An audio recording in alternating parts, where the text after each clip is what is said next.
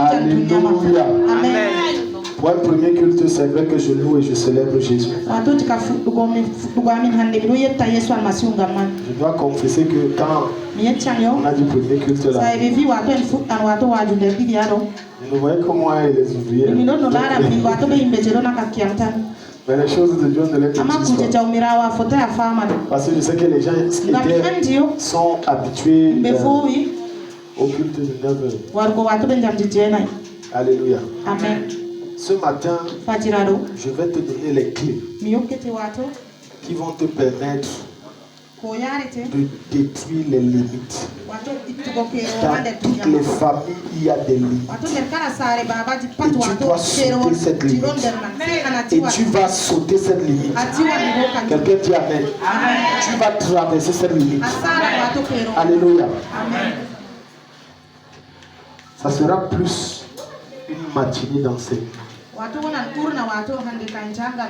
Parce que ce que tu as besoin, c'est ce qui illumine ton entendement. Quand ta lumière est forte, les ténèbres sont moindres. Je dis quand ta lumière est forte, les ténèbres sont moindres. Hier, mon épouse me faisait cette confidence. Vous savez, Dieu bénit beaucoup mon épouse à travers moi. Quand mon épouse vient ici à l'église, elle ne voit pas son mari. Elle m'a fait une confidence qui m'a choqué. Elle me dit, est-ce que tu sais que quand toi tu approches là, il y a une joie qui se dégage dans le cœur, il y a la paix qui vient dans le cœur. Alléluia. Quand ta lumière est faible, tes problèmes seront immenses. Quand ta lumière est forte, les démons te fuient. Ce que tu as besoin, c'est plus de lumière. Pas plus de lumière. Et ta lumière n'est à la mesure que de ta connaissance. Et l'impact de ta connaissance n'est à la mesure que de l'implémentation de ces connaissances. Première clé, je t'en supplie, note ça dans ton âme, dans un calepin au coin précis de ton cœur. Connaître son identité. Est-ce que tu te connais? Il y a des épreuves qui te terrassent parce que tu ne te connais pas. Il y a des problèmes qui te pressent parce que tu ne te connais pas. Quelqu'un peut être général dans le règne de l'esprit, mais face à un petit problème, il échoue. Pour la simple raison qu'il voit ce problème plus grand que lui, alors qu'il a le potentiel pour anéantir ce problème. Beaucoup de gens se suicident parce qu'ils ne connaissent pas qui ils sont. Beaucoup de gens demandent la mort parce qu'ils ne connaissent pas qui ils sont. Ton problème, c'est que tu mets tes yeux sur ce que tu subis, sur ce que tu vis, sur ce que tu traverses à l'instant T. Mais tu oublies qu'il y a des grandeurs et des gloires qui t'attendent demain. Parce que tu ne te connais pas. Celui qui n'a pas la maîtrise de son identité ne peut traverser aucune limite. La première limite que tu dois anéantir dans ta vie, c'est l'ignorance de qui tu es.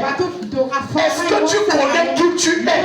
Certaines femmes, si elles savaient quels étaient les futurs ministres, elles ne se seraient pas prostituées. Certains hommes, s'ils savaient qu'ils étaient des futurs présidents, ils ne se seraient pas comportés n'importe comment. C'est le manque de connaissance de qui tu es qui et qui t'amène à faire ce que Dieu n'aime pas. Un prince ne marche pas comme un esclave. Un esclave ne pourra jamais se comporter comme un prince parce qu'il est esclave jusqu'à ce qu'il devienne prince. Mais dès qu'il prend conscience qu'il est un prince, même son attitude et sa mentalité changent. Il ne se comporte plus n'importe comment. Il ne marche plus avec n'importe qui. Il ne prend pas toujours à cœur. Non, il connaît qui il est. Qui es-tu? Donne-toi avec ton voisin, dis, est-ce que tu connais qui tu es? Si tu savais qui tu étais, tu ne devais pas passer le temps à te plaindre et encore à te plaindre et toujours passer le temps à hurler parce que tu connais qui tu es. Quand tu as la révélation de qui tu es, ce que tu traverses, ce que tu vis, les épreuves difficiles auxquelles tu es confronté, tu sais que ça ne te prépare qu'à accéder qui tu es réellement. Quelqu'un ici? Ça te prépare à accéder là-bas. Aussi longtemps que tu ne sais pas qui tu es, tu vas rester dans certaines situations. Pas parce que Dieu n'est pas avec toi, pas parce que Dieu ne t'a pas donné le pouvoir, mais parce que tu n'as pas la connaissance de qui tu es. Et la connaissance de qui tu es ne t'a pas dit comme potentiel. Lorsqu'un homme en tenue qui a le grade de colonel arrive dans un nouveau service de gendarmerie, on vient de l'affecter. Il ne parle pas amicalement, il donne les ordres. Il n'a pas porté sa tenue. Les nouveaux éléments ne connaissent pas qui il est. Mais qu'il arrive, il dit que vous ne tapez pas le cadeau, il ne vous dit même pas bonjour. Malheur à toi si tu réagis mal. Première punition. Pourquoi il réagit ici alors qu'il n'a pas la tenue? Parce qu'il connaît qui il est. Il connaît son identité. Et c'est le problème de beaucoup d'enfants de Dieu. Aussi longtemps que tu ne connais pas qui tu es, tu auras de la peine à accéder à ta destinée. Tu auras des difficultés à vivre les promesses de Dieu. Parce que tu ne connais pas qui tu es. Jérémie chapitre 1, le verset 4. On va aller rapidement. Regarde ce que la Bible va nous dire. Si tu as la page, je dis je suis à la page. Alléluia. Et la parole de l'Éternel vint à moi disant, avant que je te formasse dans le ventre de ta mère, je t'ai connu. Donc tu vois que ce que Dieu a planifié, prédestiné pour toi, ce n'est pas quand tu es né. C'est avant la fondation du monde que Dieu l'a planifié pour toi. Et il t'a appelé à des grandes œuvres. Il t'a appelé à diriger des hommes. Il t'a appelé à gouverner. Il t'a appelé à régner. Il t'a appelé à imposer le règne de Dieu. Il t'a appelé à être la lumière des nations, mais avance à la lumière de ta famille. Même malheureusement, tu ne connais pas qui tu es. Jérémie 1. Nous sommes au verset 7. Avant que je te formasse dans le ventre, il dit je te formasse. Donc tu vois, c'est Dieu qui donne la grossesse. Les hommes qui se fassent contre leur femme depuis là, tu ne penses pas. Elle n'est pas Dieu. C'est Dieu qui donne la grossesse. Dans le ventre de ta mère, je t'ai connu. Et avant que tu sortisses de son sein, je t'ai sanctifié, je t'ai établi qui? Prophète pour les nations. Regarde son identité. C'est Dieu qui lui parle. Regarde son identité. C'est un puissant prophète. Un grand prophète. Regarde, verset 6. Et je dis, ah Seigneur éternel, voici, je ne sais pas parler, car je suis un enfant. Il ne connaît pas qui il est. Dieu lui révèle qui il est, mais il ne connaît pas qui il est. Il y a des personnes d'entre vous, vous avez eu des songes où Dieu t'a montré ce qu'il va faire de toi, les grandes choses. Il te révèle qui tu es, mais tellement tu ne crois pas en toi, que lorsque tu es confronté à des grands projets, tu dis est-ce que ça va venir, est-ce que ça va marcher, est-ce que je peux, est-ce que je pourrais. Tu ne connais pas qui tu es, malgré les révélations. La révélation peut sortir sur qui tu es, mais toi-même tu ne crois pas en ce que tu as vu te concernant. Parce que tes regards sont tellement fixés sur les confrontations que tu es, les questions que tu es confronté, et que tu ne crois pas. Il a entendu la voix de Dieu, il dit, tu es prophète des nations. Mais il ne croit pas. Il dit, je suis un enfant. Il ne croit pas. Il dit, je suis un enfant. Voilà un puissant prophète à qui Dieu a donné le potentiel pour élever des rois, pour établir la justice de Dieu, pour renverser les hôtels, pour restaurer les familles. Mais malgré la révélation que Dieu donne de lui, il ne croit pas. Parce qu'il ne sait pas qui il est. Qui es-tu? Qui es-tu? Est-ce que vous savez que lorsque vous venez à Jésus, Jésus vous donne une nouvelle identité. Et il vous donne un nouveau nom. Qui dit identité dit nouveau nom. Maintenant, au verset 7, le Seigneur va dire à Jérémie, ne dis plus que tu es un enfant. Est-ce que tu sais que malgré ta petitesse d'âge, tu as appelé à faire des grands espoirs à cet âge-là? Quelqu'un me dit amen. Non, non, vraiment, ce n'est pas les choses de mon âge. Moi, rouler dans une grosse voiture à 18 ans. C'est possible. Dis à ton voisin, c'est possible. Dis à ton voisin, Dieu va le faire. Dieu va le faire. Il ne croit pas, parce qu'il ne connaît pas qui il est. Combien de rêves tu as eu sur toi? Combien de rêves tu as eu sur comment Dieu t'élevait? Mais quand tu te réveilles, tu ne crois pas cela parce que tu ne connais pas qui tu es. Lorsque, regarde, je vais te dire quelque chose. Lorsque David a été confronté à Goliath, vous savez pourquoi il n'a pas eu peur de Goliath? Pas parce qu'il tuait l'ours et le lion dans la forêt. Non. Mais parce que dans le secret de la présence de Dieu, il savait qu'il était un roi. Donc quand Goliath s'est présenté, c'est que même le roi Saül a fui. Les soldats ont fui, s'est caché. Regarde un enfant de 17 ans qui vient de dire qu'est-ce qui se passe. On lui raconte. Il dit qui est cet incirconcis? 17 ans. 17 ans. Regarde un bébé de 17 ans. Il n'a que 17 ans. Et les problèmes qui oppressent toute la famille, ce n'est que l'enfant de 17 ans là qui nous ça. Je parle à quelqu'un ce matin. Les problèmes qui oppressent ta famille, il n'y a que toi pour résoudre ça. Donne un mot, amen. Il n'y a que toi pour amener la solution au nom de Jésus. Amen. Il n'avait que 17 ans. Tout le monde a fui. Même celui qui semble être ce qu'on appelle le chef de famille a fui. Saül, chef de famille d'Israël, a fui. Parce que dans le règne de l'esprit, le vrai roi d'Israël n'était pas Saül. Le vrai roi d'Israël était David. Et David savait que je suis un roi. Il ne se comportait plus n'importe comment. Lorsqu'il rencontrait les défis et les problèmes, il les affrontait. L'une des raisons pour lesquelles tu passes le temps à être crispé, frustré, nerveux, c'est parce que tu ne connais pas qui tu es. Si je te raconte mes problèmes, quand je vous parle ici, vous connaissez, je vous quand mon épouse disait hier que mon mari, tu sais que maintenant être pasteur, ce n'est pas seulement le pasteur a sa famille à gérer. Le pasteur a sa belle famille à gérer. Il a encore sa famille où il est né à gérer. Ce n'est pas fini. Il a sa famille qui est l'église et dont il est le père à gérer. Et ce n'est pas fini. Il y a même les inconnus à gérer. Mais maintenant, quand tu as la connaissance de l'identité, comme tu vois, je connais qui je suis. Je ne laisse pas ces choses m'abattre. Je ne laisse pas ces choses me contrôler. Je ne laisse pas ces choses contrôler, diriger mon humeur. Non. Parce que je sais que je suis appelé à être un homme milliardaire, puissant, influable. Mais si face aux petits défis, tu commences à être démoralisé, tu es en train de démontrer à Dieu que Dieu ne me donne pas les grands défis. Parce qu'aux grands défis, les grands moyens, tout défi auquel tu es confronté, Dieu te donnera toujours les moyens pour t'en sortir. Je parle à quelqu'un. Je parle à quelqu'un. Donc ne me voyez pas constamment, je souris. Si tu entres dans ma tête, si tu connais les pressions que j'ai, si tu peux connaître les pressions que j'ai, tu ne peux même pas imaginer. Mais pourquoi je ne tombe pas dans ce qu'on appelle la dépression? Je connais qui je suis. Jérémie, grand prophète, ne connaissait pas qui il est. Il y a certains d'entre vous qui sont appelés à être des grands hommes d'affaires, ils ne connaissent pas qui ils sont. Il se fie simplement à l'échec dans les affaires qu'il a. Je crois que je vais faire un concours parce que moi, les affaires, ce n'est pas pour moi. Dieu t'appelle dedans. Mais avant que tu n'arrives là-bas, il faut qu'il te forme. Et le seul moyen pour que Dieu te forme, c'est à travers les échecs. Les échecs ne viennent pas te détruire. Les échecs ne viennent pas te démontrer ton incapacité.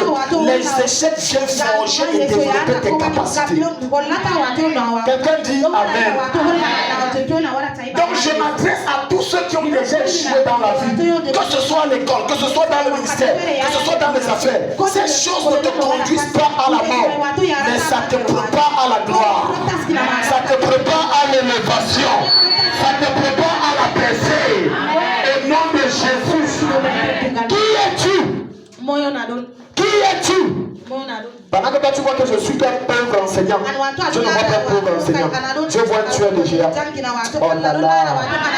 Pendant que tu vois je suis un chômeur et rien n'avance, je ne vois pas un chômeur.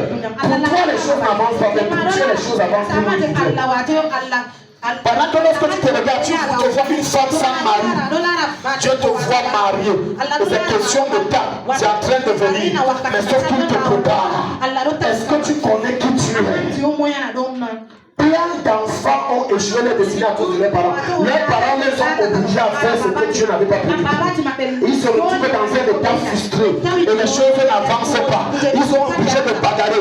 Quand tu connais qui tu es, il est difficile que tu aies ta vocation. Parce que tu connais qui tu es. Demandez à Jonas. Demandez à Jonas. Le seul appel de Jonas, de tout son ministère, c'était de sauver une nation qu'on appelait l'Église. C'était son seul appel, son seul ministère. Il a voulu fuir et tu as envoyé des défis.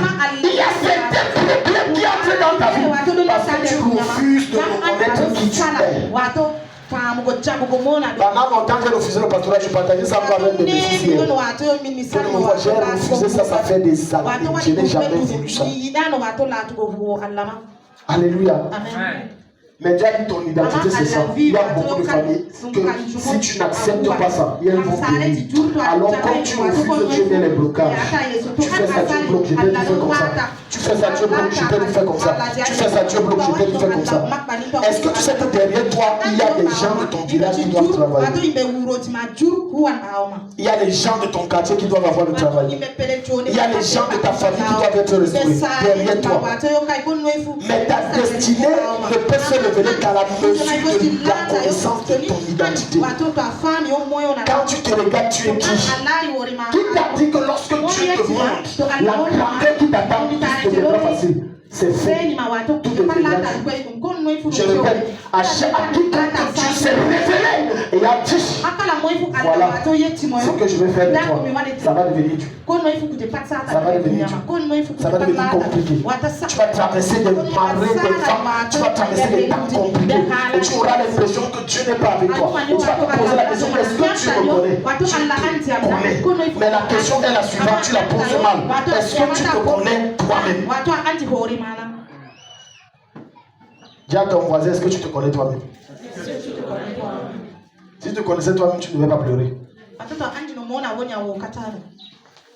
Tu ne devais pas passer le temps à t'enfermer dans la chambre et tu pleures. Parmi vous, j'aimerais que celui qui a passé son temps à pleurer, Dieu est sous lève la main. Tu me montres le genre de pleurs que tu as fait comme ça, j'entre, je pleure 24 heures pour que Dieu fasse. Alléluia. Il a dit que montre-moi comment tu as pleuré, je peux aussi pleurer comme ça. Parce que quiconque a pleuré, Dieu n'a pas entendu. Dieu va entendre que tu cries, que tu pries, que tu parles, que tu intercèdes, que tu souffres. Ce n'est pas que tu pleures. Les pleurs, si derrière tes pleurs, il n'y a aucun soupir, aucun cri, aucune prière, tes pleurs deviendront stériles. Ça ne produira rien. Ça ne produira rien. Qui es-tu? Maintenant, on n'a pas de temps. Aïe. Je vais te montrer quelque chose. Permettez-moi quand même. Allons dans le livre de Matthieu 17. Allons dans le livre de Matthieu 17. Je vais te montrer comment tu peux gratuitement mourir d'une seule raison. Parce que tu ne te connais pas. Dis à ton voisin, est-ce que tu sais que tu peux mourir vite? Parce que tu ne te connais pas. Les cimetières sont remplis de gens qui ont des grandes destinées, mais qui sont morts parce qu'ils ne connaissaient pas qui c'était. Je me rappelle un jour, quand on venait d'affecter mon père à Saint-Mélima, on est arrivé. Il était le nouveau commissaire de la ville. Et quand il est arrivé, je me rappelle, il était dans Toura Blanc, je me rappelle, venant du nord. Il y avait des policiers avec... La même policier a mal arrêté son âme. Il a gagné, il a dit, monsieur, ça nous a appris. Il n'y a pas de jouer. Ça nous a appris à arrêter là. Arrêtez ça, Pierre. Le gars ne savait pas qui il était. Mais la façon qu'il a parlé à nous, il a dit, on ne sait jamais. Il a arrêté. Il a dit, mon commissariat tel c'est où? Mais pourquoi il n'a pas salué? Pourquoi il s'est comporté ici? Il y a des esprits qui t'oppressent parce qu'ils savent que tu ne connais même pas qui tu es. Il y a des témoins, des sorciers qui n'ont pas peur de toi parce qu'ils savent que le gars-ci a des armes pour nous terrasser. Mais il ne connaît pas qui il est. Il ne connaît pas. Il ne connaît pas. Voilà pourquoi la nuit tu as de la peine à dormir et d'avoir sommeil doux. Parce que ne connaissant pas qui tu es, tu laisses les soucis et les oppressions prendre le contrôle de ton esprit. Et ton sommeil n'est ni profond ni doux. Tu ne connais pas qui tu es. Mon ami, je dors. Je dors. Il y a quel problème? Je connais qui je suis. Je dors. Tu sais pourquoi je dors malgré toutes les pressions que j'ai? Parce que Jésus m'a dit tous mes problèmes, je dors. Donc je dors. Je dors. Alléluia. Je dors. Dis à ton voisin, quand tu connais qui tu es, tu dors. Tu as un sommeil paisible. Tu as un sommeil doux. Tu as un sommeil agréable. Quand on dit comment tu as dormi après tel, tu dis j'ai bien dormi. On dit avec ça tu as dormi. Oui, j'ai dormi. Tu voulais que je fasse quoi? Combien de tes pleurs et de tes soucis changent quoi? Certains se fâchent contre d'autres. J'ai perdu tel, tu n'es pas venu. Oh. S'il vient, ça va réveiller le mort là. Mais ça j'ai subi les frustrations comme ça. Je suis dans le malheur, tu viens. Il faut ça pour te rendre grand. Alléluia. Alléluia. Et les gens ne peuvent pas me comprendre. C'est que tu viens, tu ne prends pas ça. Il ne vient pas. Comment il a fait ça fatigué? Amen. Amen. Amen. Ça c'est parce que tu connais la grandeur. Tu connais la royauté. Tu connais la reine, le roi que tu es. Matthieu 17. Alléluia. Matthieu 17, ouvrons nos livres rapidement dans Matthieu chapitre 17. Verset 10 à 12. Mes amis m'ont abandonné, ne sont pas venus. Tu pleures quoi? Ah, mon fils vient, ils ne viennent pas, on s'en fout. Ça ne change rien. Il y a des gens, même que quand tu es le malheur, ils viennent là, c'est pour se moquer de toi. Il y a certaines choses qui t'arrivent, j'ai sans coulisses comme ça. Parce qu'il y a des gens qui souhaitent te voir perdre ton soulier et ta joie. Il y a des gens qui désirent fortement te voir constamment pleurer. Ne leur donne pas l'opportunité de se moquer de toi. C'est pas important. Alléluia. Non, mais j'ai accouché l'enfant, les gens ne sont pas venus. Ne venez pas. J'ai accouché ma part, certains ne sont pas, je m'en fous. Ne venez pas, ça me laisse à transer. Tu te laisses distraire par des choses. Tu laisses les choses sans importance aux yeux de Dieu te distraire. Et tu perds l'objectif. Et ça t'empêche de briser cette musique qui te permet d'accéder à ta gloire. Parce que quelqu'un sens. Gloire à Jésus. Amen. Ma femme m'a soutenu. Les hommes de Dieu que je considère, ils ne sont pas venus. Je m'en fous. Ne venez pas. Ça empêche la soutenance.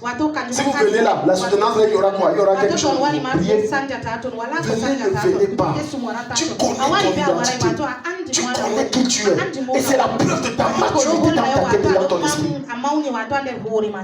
Verset 10. Verset 10. Dis à ton voisin, si tu es là, dis je suis là. Et ses disciples l'interrogeaient disant, pourquoi dans les scribes disent-ils qu'il faut qu'Élie vienne premièrement? Pardon. Et lui répondant leur dit, en effet, Élie vient premièrement et il rétablira toutes choses. Mais je vous dis qu'Élie est déjà venu et ils ne l'ont pas reconnu. Mais ils lui ont fait tout ce qu'ils ont voulu. Ainsi aussi le Fils de l'homme va souffrir de leur part. Regarde quelqu'un qu'on appelle Jean-Baptiste. Jean-Baptiste, c'est Élie qui devait venir. Maintenant, suis bien ce que je vais te dire. Élie de son vivant, c'est cet homme-là que lorsqu'on envoie, le roi a envoyé 3 escouades de soldats, de 50 soldats, à la tête d'un capitaine. Dites à Élie de venir. Le premier qui peut venir, il a dit, si je suis homme de Dieu, que le feu descende. Et le feu les a consumés. Le deuxième, si je suis homme de Dieu, que le feu descende. Le feu les a consumés. Quand le troisième est arrivé, il a supplié. Et il les a laissés. Regarde ce grand Élie qui revient sous la chair de quelqu'un d'autre qu'on appelle Jean-Baptiste. Mais Jean-Baptiste lui-même ne connaît pas qui il est. On envoie les soldats le prendre.